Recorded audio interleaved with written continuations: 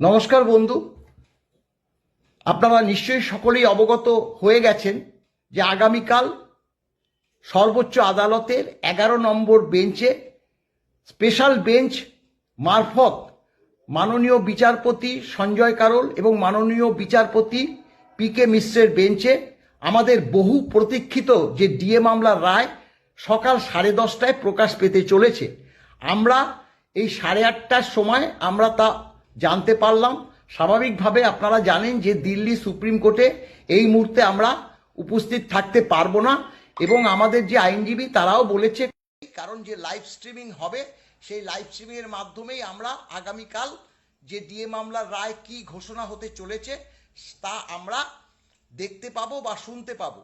তাই আমরা আমাদের বহু প্রতীক্ষিত যে ডিএ মামলার রায় আগামীকালই কি হতে চলেছে তা আপনারা সকলেই জানতে পারবেন।